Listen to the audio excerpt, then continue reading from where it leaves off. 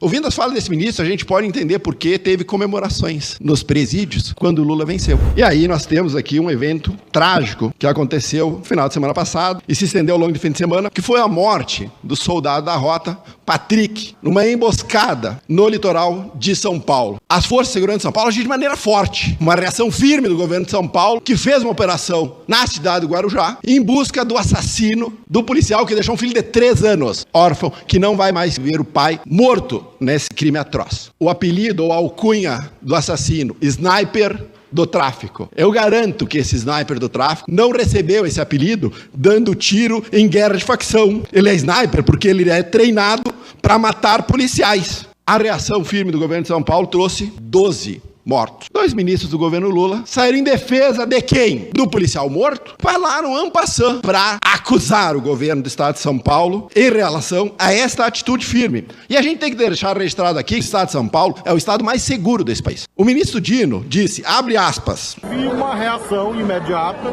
que não parece nesse momento ser proporcional em relação ao crime que foi cometido. Eu gostaria de saber do ministro o que seria reação proporcional ao assassinato de um homem da lei, pai de família, filho, marido.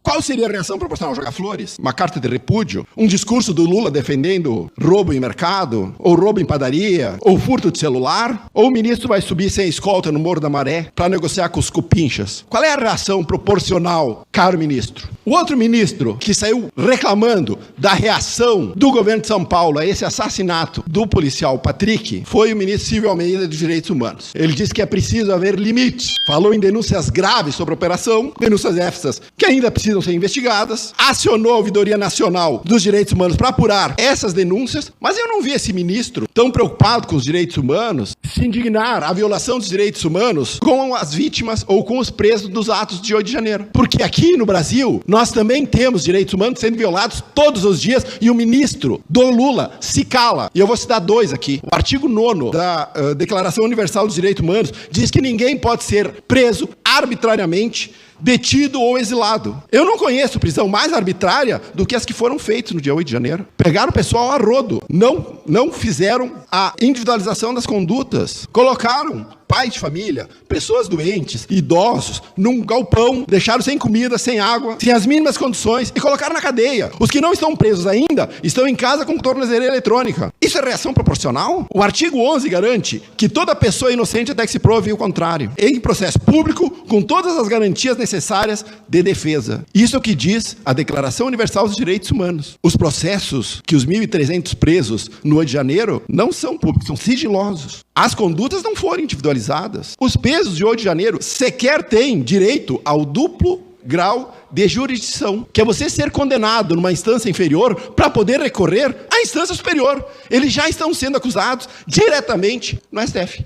Eles nem vão ter a quem recorrer caso sejam condenados. Ouvindo as falas desse ministro, a gente pode entender por que teve comemorações nos presídios quando o Lula venceu. Os presos sabem de que lado este governo aí está. Os ministros que são leões para prender idosos do famigerado golpe do 8 de janeiro. Ministros que são leões para correr atrás de cidadãos honestos que registraram de maneira legal as suas armas. Ministros que são leões para perseguir clubes de caça e colecionadores de armas, mas que são tchutchucas para perseguir traficantes, o crime organizado e assaltantes e prender corruptos. Esses são os ministros que hoje são indignados com a reação do Estado de São Paulo à morte de um herói das forças de segurança. O governo de Sarciso mandou um recado sobre limites ao crime organizado. Ele diz o seguinte: se você assassinar um policial, você vai sentir todo o peso e toda a força das forças de segurança do Estado de São Paulo. Bandido bom é bandido preso. Mas se o crime reage de forma violenta à ação das forças de segurança, eles devem saber que a reação sempre